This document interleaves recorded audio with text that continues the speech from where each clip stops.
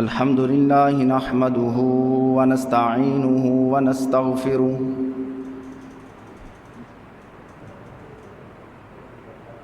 ونؤمن به ونتوكل عليه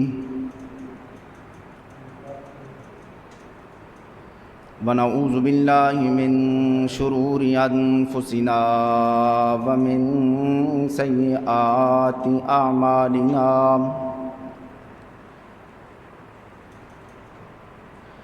من يهده الله فلا مضل له ومن يضلله فلا هادي له ونشهد أن لا إله إلا الله وحده لا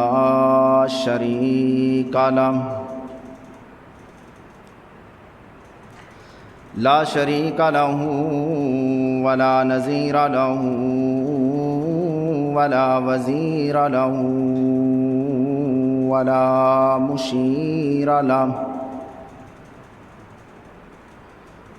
مشير له ولا معين له وصل على سيد الرسل وخاتم الأنبياء المبعوث إلى كافة للناس بشيرا ونذيرا وداعيا إلى الله بإذنه وسراجا منيرا أعوذ بالله من الشيطان الرجيم بسم الله الرحمن الرحيم إن هذا القرآن يهدي للتي هي أقوم ويبشر المؤمنين الذين يعملون الصالحات أن لهم أجرا كبيرا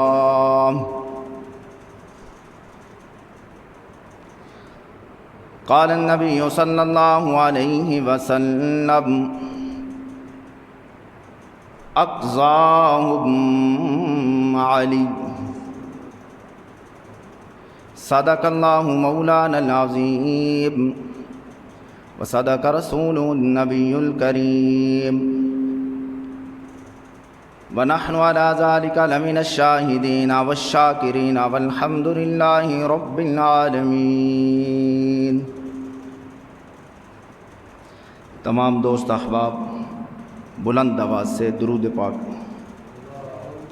اللہم صل علی محمد وعلی آل محمد كما صليت على إبراهيم وعلى آل إبراهيم إنك حميد مجيد۔ اللهم بارك على محمد وعلى آل محمد كما باركت على إبراهيم وعلى آل إبراهيم إنك حميد مجيد۔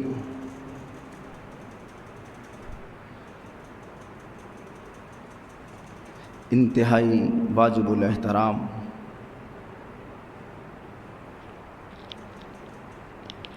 قابل صد احترام معزز بھائیوں اور دوستوں،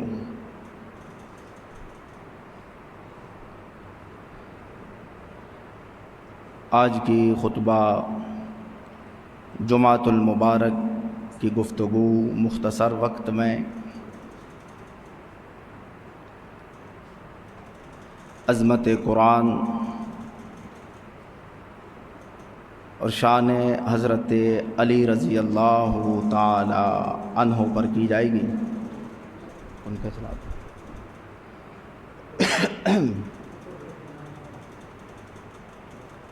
اس مناسبت سے کہ حضرت علی رضی اللہ تعالی عنہ کی شہادت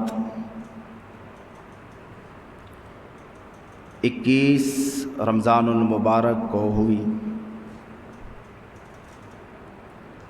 اس مناسبت سے چند ایک باتیں حضرت علی رضی اللہ تعالی عنہ کے فضائل پر کرنا ضروری سمجھتا ہوں۔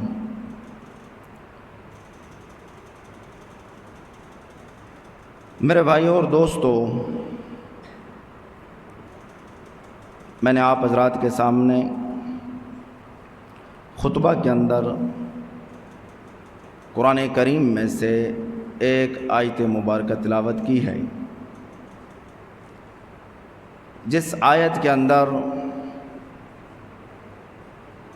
رب العالمین نے ارشاد فرمایا کہ ان ھذا القرآن یہدی للتی ہی اقوم ویبشر المؤمنین الذین یعملون الصالحات ان لہم اجرا کبیرا۔ رب العالمین نے فرمایا کہ حقیقت یہ ہے کہ یہ قرآن وہ راستہ دکھاتا ہے جو سیدھا راستہ ہے، اور ان لوگوں کو خوشخبریاں سناتا ہے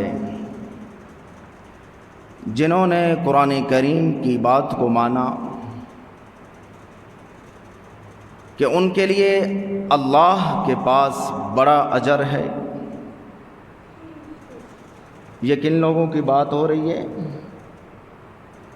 یہ ان لوگوں کی بات ہو رہی ہے جنہوں نے قرآن کریم کی بات کو مانا، پھر اس پر عمل کیا،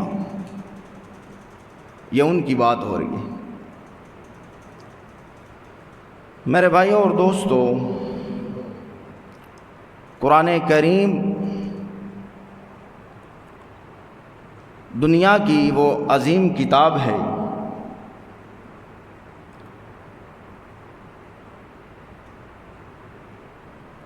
کہ جس قوم کی نسبت قرآن کریم سے ہوئی وہ قوم کبھی شکست نہیں کھا سکتی۔ جس قوم نے قرآن کریم کی بات کو مانا وہ قوم کبھی شکست نہیں کھا سکتی۔ آج قرآن کریم کے ساتھ ہماری نسبت تو ہے، لیکن ہماری زندگی کا ایک ایک عمل قرآن کریم کی خلاف ورزی کرتا ہے۔ آج کا مسلمان صبح اٹھتا ہے، قرآن کریم کی تلاوت کرتا ہے، اور پھر سارا دن قرآن کریم کے حکم کی خلاف ورزی کرتا ہے، اور پھر دعویٰ بھی کرتا ہے کہ میں قرآن والا ہوں۔ آج کا مسلمان صبح اٹھتا ہے، قرآن کریم کا ایک رکوع تلاوت کیا، پھر تراویح میں قرآن پاک کو سنا، اور جب بات آئی عمل کی، زندگی گزارنے کی قرآن کریم کے حکم کے مطابق، تو پھر ہمارا ایک ایک عمل، ہمارا اٹھنا بیٹھنا، زندگی کا ایک ایک لمحہ قرآن کریم کی خلاف ورزی کرتے ہوئے نظر آتا ہے۔ اور پھر دعویٰ بھی ہے کہ میں قرآن کو ماننے والا ہوں، میں قرآن کا ٹھیکیدار ہوں، لیکن جب بات آئی عقیدے کی، جب بات آئی قرآن کریم کے مطابق زندگی گزارنے کی، تو پھر اللہ کے سوا اللہ کے بندوں کو بھی مشکل کشا کہتا ہے۔ جب بات آئی زندگی گزارنے کی، تو قرآن کریم کی خلاف ورزی کرتے ہوئے اللہ کے بندوں کو بھی حاجت روا اور مشکل کشا اور داتا کہتا ہے، اور جا کر غیروں کے سامنے ہاتھ بھی پھیلاتا ہے، سجدے بھی کرتا ہے، ان سے مددیں بھی مانگتا ہے۔ حالانکہ قرآن کہتا ہے کہ یہ بات غلط ہے۔ قرآن کہتا ہے کہ اللہ کے سوا کوئی مشکل کشا نہیں۔ قرآن کہتا ہے اللہ کے سوا کوئی حاجت روا نہیں۔ قرآن کہتا ہے اللہ کے سوا کوئی مشکل کشا نہیں، اللہ کے سوا کوئی داتا نہیں۔ قرآن کہتا ہے اللہ کے سوا کوئی دینے والا نہیں۔ قرآن تو یہ کہہ رہا ہے، اور لوگ قبروں پہ جا کر سجدے کر رہے ہیں، ان سے مددیں مانگ رہے ہیں، ان کے سامنے اپنی حاجات رکھ رہے ہیں کہ یہ ہماری پوری کرتے ہیں۔ لوگ حضرت علی کو بھی مشکل کشا کہتے ہیں، نعوذ باللہ۔ میرے بھائی اور دوستو، جس کا یہ عقیدہ ہے کہ اللہ کے سوا اللہ کے ولی بھی مشکل کشا ہیں، اللہ کے سوا اللہ کے ولی بھی حاجت روا اور داتا ہیں، قرآن ایسے شخص کو توحید پرست نہیں کہتا، قرآن ایسے شخص کو مشرک کہتا ہے۔ اور قرآن کے فیصلے کے مطابق مشرک کی کوئی بھی عبادت قابل قبول نہیں۔ مشرک کی توبہ تو شب برات کی رات کو بھی نہیں، اللہ کے ساتھ اللہ کی مخلوق کو شریک ٹھہرانے والے کی توبہ لیلۃ القدر کی رات میں۔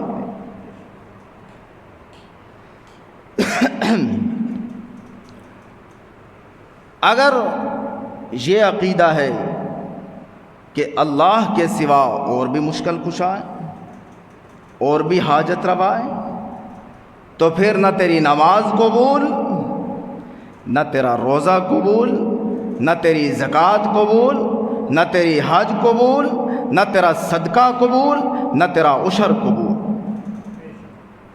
جب تیرا عقیدہ ہی ٹھیک نہیں، نظریہ ہی ٹھیک نہیں، تو پھر تیری کوئی عبادت کیسے قبول ہو؟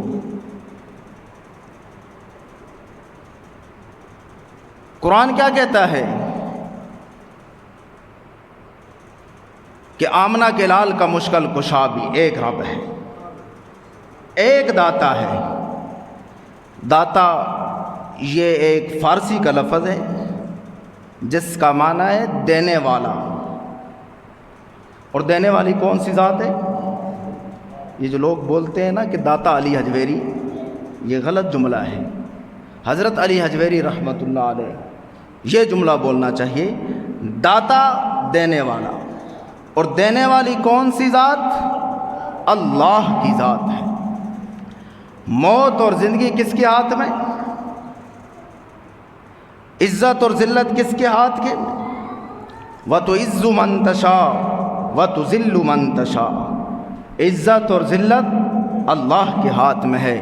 عزت دینے والی ذات بھی وہ ہے، ذلیل اور رسوا کرنے والی ذات بھی اللہ کی ہے۔ میرے بھائی اور دوستو، 1,24,000 کم و بیش انبیاء علیہم السلام نے ایک رب کو داتا مانا اور اسے کے سامنے اپنی مشکلات کو رکھا۔ آج کا مسلمان جو قرآن کے حکم کے مطابق، قرآن کے فیصلے کے مطابق اوروں کو مشکل کشا کہتا ہے، اوروں کو حاجت روا کہتا ہے اللہ کے علاوہ، اس نے انبیاء علیہم السلام کے پیغام سے بغاوت کی۔ اس نے 1,24,000 کم و بیش انبیاء علیہم السلام جو پیغام لے کر آئے اس کا انکار کیا، اور جس نے انبیاء علیہم السلام کے پیغام کا انکار کیا اور مقابلہ کیا، اس کا ایمان کامل نہیں ہے، وہ ایمان سے فارغ ہے۔ ہر ایک نبی نے، ہر ایک پیغمبر اور رسول نے آ کر اللہ سے مدد مانگی، اور اللہ ہی کو مشکل کشا مانا، حاجت روا مانا، اور یہی قرآن کا فیصلہ ہے۔ قرآن کریم انبیاء علیہم السلام جو پیغام لے کر آئے، جو عنوان لے کر آئے، اس سے بھرا ہوا ہے کہ حضرت نوح علیہ السلام نے جب مشکل میں آئے تو کس سے مدد مانگی؟ اونچی آواز سے اللہ سے مدد مانگی۔ حضرت ابراہیم علیہ السلام نے بیٹا اللہ سے مانگا، اور جب حضرت ابراہیم علیہ السلام کو نمرود نے آگ میں ڈالا، یہ قرآن کریم کے اندر واقعہ ہے، تو وہاں حضرت ابراہیم علیہ السلام نے کس سے مدد مانگی؟ اللہ کو پکارا، اللہ سے مدد مانگی۔ حضرت یونس علیہ السلام کا واقعہ سمندر میں ہے، 3 اندھیروں میں، لیکن وہاں بھی رب العالمین کو پکار رہے ہیں، لا الہ الا انت سبحانک انی کنت من الظالمین، کہ اے اللہ تو ہی مجھے بچائے گا، تو ہی میری مدد کرے گا۔ تو یہ حضرت یونس علیہ السلام نے کس کو پکارا؟ حتیٰ کہ سرکار دو عالم صلی اللہ علیہ وسلم نے بدر کے میدان کے اندر، بدر کی جنگ بھی رمضان المبارک میں ہوئی اور 17 رمضان کو ہوئی، سر سجدے میں رکھ کر آمنہ کے لال نے بھی رب العالمین سے مدد مانگی اور عرض کی، اللہم ان تہلک ہذہ العصابۃ لا تعبد فی الارض، کہ اے اللہ اگر آج یہ چھوٹی سی جماعت نہ رہی تو قیامت کی صبح تک تیرا نام لینے والا کوئی نہیں رہے گا۔ اور چھوٹی سی وہ جماعت صحابہ رضی اللہ تعالی عنہ، جب سرکار دو عالم صلی اللہ علیہ وسلم نے رب العالمین سے مدد مانگی تو پھر رب العالمین نے اپنی نصرت بھی اتاری۔ آگے ہزاروں کا لشکر کفار کا اور صحابہ رضی اللہ تعالیٰ عنہ کی چند ایک جماعت تھی، اور کافروں کا مقابلہ کیا، اور اللہ نے صحابہ رضی اللہ تعالیٰ عنہ کو فتح دی، کامیابی عطا فرمائی۔ تو سرکار دو عالم صلی اللہ علیہ وسلم نے احد کے میدان میں بھی ایک ہی رب کو پکارا، جب بھی مشکل آئی، پریشانی آئی تو ایک رب العالمین کو پکارا۔ اگر ہر مشکل میں، ہر پریشانی میں ہم رب العالمین کو یاد کریں تو پھر تو یہ ہمارا عقیدہ ٹھیک ہے، پھر نماز بھی قبول، روزہ بھی قبول، زکوٰۃ بھی قبول، حج بھی قبول، پھر تو سچا توحید پرست ہے۔ اور اگر یہ عقیدہ نہیں تو پھر قرآن تجھے مشرک کہے گا۔ حضرت علی رضی اللہ تعالی عنہ سب کہہ دیں، آج لوگ کہتے ہیں کہ حضرت علی مشکل کشا ہیں، لیکن حضرت علی رضی اللہ تعالی عنہ پر جب مشکل آئی تو حضرت علی رضی اللہ تعالی عنہ بھی رب العالمین کو پکارا۔ حضرت علی رضی اللہ تعالی عنہ خیبر کی لڑائی میں آپ صلی اللہ علیہ وسلم نے حضرت علی رضی اللہ تعالیٰ عنہ کو بلایا اور فرمایا کہ اے علی، آج میں تیرے ہاتھ میں جھنڈا دینا چاہتا ہوں اور تیرے ہاتھ میں فتح دیکھنا چاہتا ہوں۔ حضرت علی رضی اللہ تعالیٰ عنہ نے عرض کی، آقا میری آنکھوں میں بڑی تکلیف ہے۔ آپ صلی اللہ علیہ وسلم نے اپنا لعاب دہن حضرت علی رضی اللہ تعالیٰ عنہ کی آنکھوں پر لگایا۔ میرے پاک پیغمبر کا لعاب سرکار دو عالم صلی اللہ علیہ وسلم کا لعاب یہ ایک معجزہ ہے کہ کبھی حضرت ابو بکر صدیق رضی اللہ تعالیٰ عنہ کی ایڑی پر لگتا ہے تو حضرت ابو بکر صدیق کو شفا مل جاتی ہے، اور کبھی یہ لعاب کڑوے کنویں میں جاتا ہے تو رب العالمین اسے شہد سے بھی زیادہ میٹھا کر دیتے ہیں، اور کبھی یہ لعاب حضرت علی رضی اللہ تعالیٰ عنہ کی آنکھوں پر لگتا ہے تو رب العالمین حضرت علی رضی اللہ تعالیٰ عنہ کو بھی شفا دے دیتے ہیں۔ حضرت علی رضی اللہ تعالیٰ عنہ فرماتے ہیں کہ جب آپ صلی اللہ علیہ وسلم نے میری آنکھوں پر لعاب دہن لگایا تو میری آنکھیں اس طرح ہو گئی کہ کبھی میری آنکھوں کو تکلیف ہی نہیں ہوئی۔ میرا سوال ہے کہ اگر حضرت علی رضی اللہ تعالیٰ عنہ مشکل کشا ہوتے تو اپنی مشکل نبی کے سامنے پیش کرتے، اپنی آنکھوں کو خود ہی ٹھیک کر لیتے۔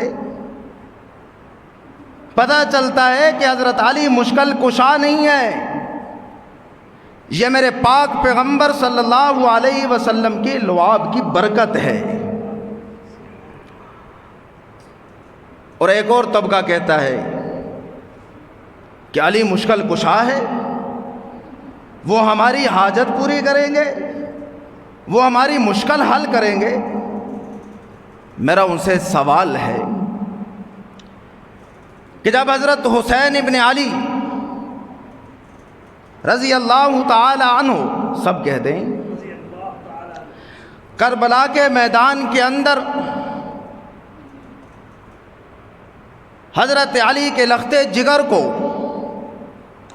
جب غداروں نے بلایا اور پھر حضرت حسین ابن علی سے دھوکہ کیا، حضرت حسین ابن علی پر ظلم اور ستم کیا، چھوٹے چھوٹے بچوں کو شہید کر دیا، 70 تن شہید ہو گئے کربلا کے میدان کے اندر،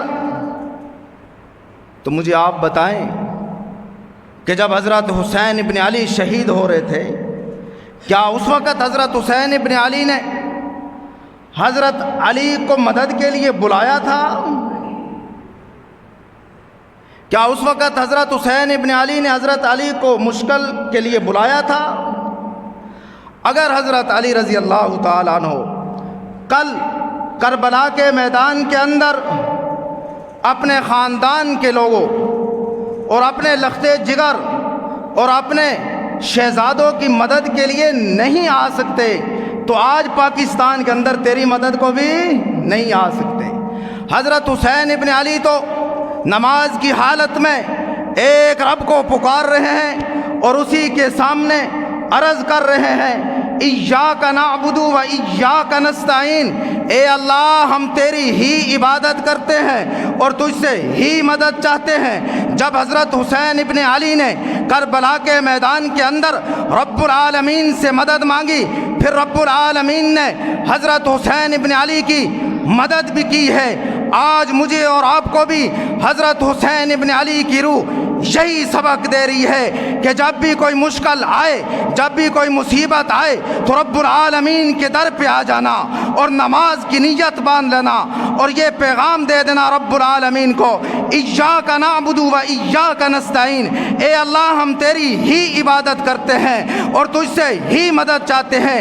اگر تیرا یہ عقیدہ ہوا، ایک رب العالمین سے مدد مانگی، ایک رب العالمین کے سامنے مشکل کو رکھا، پھر تیری نماز بھی قبول ہے، پھر تیرا روزہ بھی قبول ہے، پھر تیری حج بھی قبول ہے، پھر تیری زکوٰۃ بھی قبول ہے۔ اور یہی پیغام حسین ابن علی کی روح دے۔ حضرت حسین ابن علی نے بھی کربلا کے میدان میں حضرت علی کو مشکل کے لیے نہیں بلایا، ایک رب سے مدد مانگی۔ ایک طبقہ کہتا ہے کہ سنی تو حضرت علی کو مانتے ہی نہیں ہے، یہ ان کا دعویٰ ہے۔ میں کہتا ہوں کہ حضرت علی کو مانتے ہی سنی ہیں، حضرت علی تو ہیں ہی سنیوں کے، حضرت علی تو ہیں ہی سنیوں کے، کیونکہ حضرت علی رضی اللہ تعالی عنہ نمازی تھے، سنی بھی نمازی ہے۔ حضرت علی زکوٰۃ ادا کرنے والے تھے اور سنی بھی زکوٰۃ ادا کرتے ہیں، اور جن کا یہ دعویٰ ہے کہ یہ سنی علی کو نہیں مانتے وہ زکوٰۃ کے منکر ہیں، انہوں نے زکوٰۃ کبھی نہیں دی۔ اور حضرت علی قرآن والے اور ہم بھی قرآن والے۔ یہ حضرت علی رضی اللہ تعالیٰ عنہ کے فضائل پر چند ایک باتیں اس لیے کر رہا ہوں کہ حضرت علی رضی اللہ تعالیٰ عنہ کی شہادت 21 رمضان المبارک کو ہوئی۔ میں تو اس علی کو مانتا ہوں جو فاتح خیبر ہے، میں تو اس علی کو مانتا ہوں جو اسد اللہ الغالب ہے، میں تو اس علی کو مانتا ہوں جو خدا کا شعر ہے، میں تو اس علی کو مانتا ہوں جو ایک رب کو سجدہ کرتا ہے، میں تو اس علی کو مانتا ہوں جو ایک رب کے سامنے ہی اپنی مشکل پیش کرتا ہے، میں تو اس علی کو مانتا ہوں جو میرے پاک پیغمبر کا داماد ہے، میں تو اس علی کو مانتا ہوں جو فاتح خیبر ہے، میں تو اس علی کو اپنا امام مانتا ہوں جس علی نے حضرت ابو بکر صدیق کو اپنا امام مانا، میں تو اس علی کو اپنا امام مانتا ہوں جس علی نے حضرت عمر کو اپنا امام مانا، اور امام مان کر 2 سال تک حضرت ابو بکر صدیق کے پیچھے نمازیں پڑھی، اور حضرت علی نے حضرت عمر کو امام مان کر حضرت عمر کے پیچھے 12 سال تک نمازیں پڑھی۔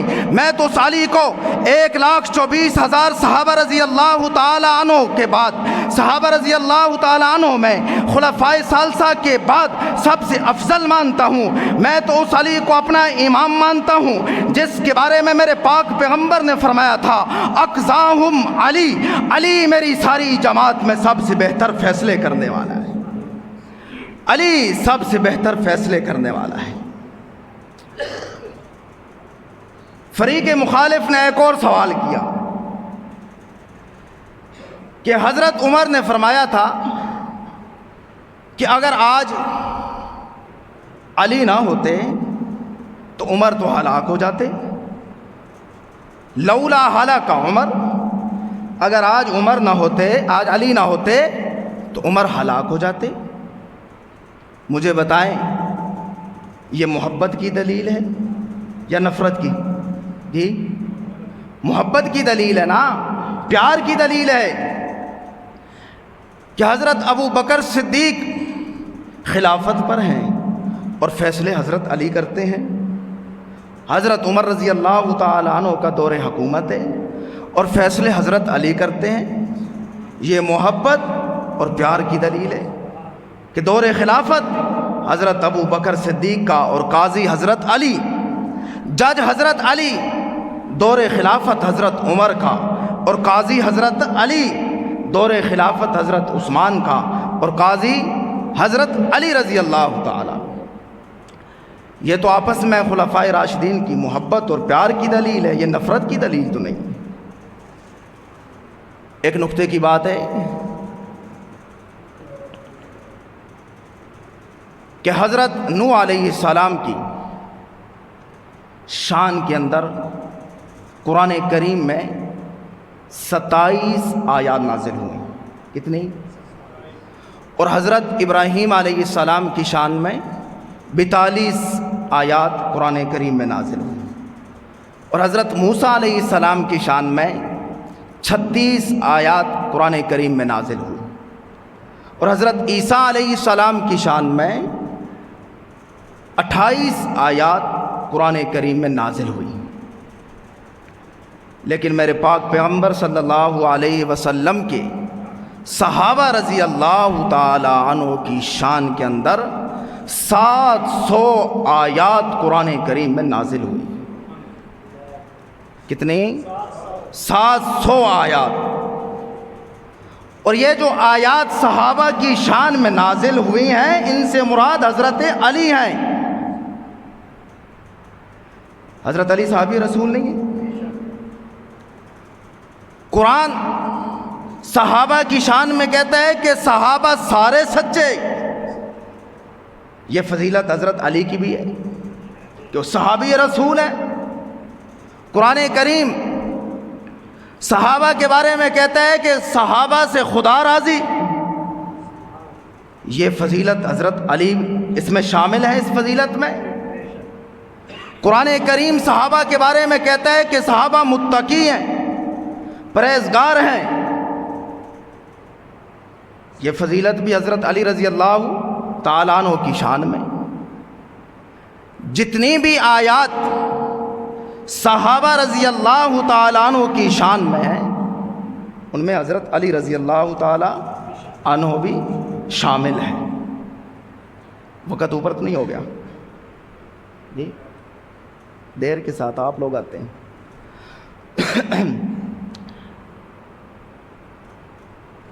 اس طبقے کا یہ دعویٰ ہے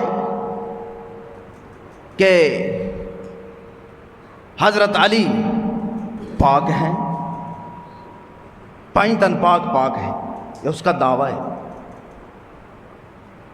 میں نے سوال کیا کیوں؟ جواب ملا اس لیے کہ ان پر پاک پیغمبر کی پاک چادر آئی تھی، اس لیے ہم پاک مانتے ہیں۔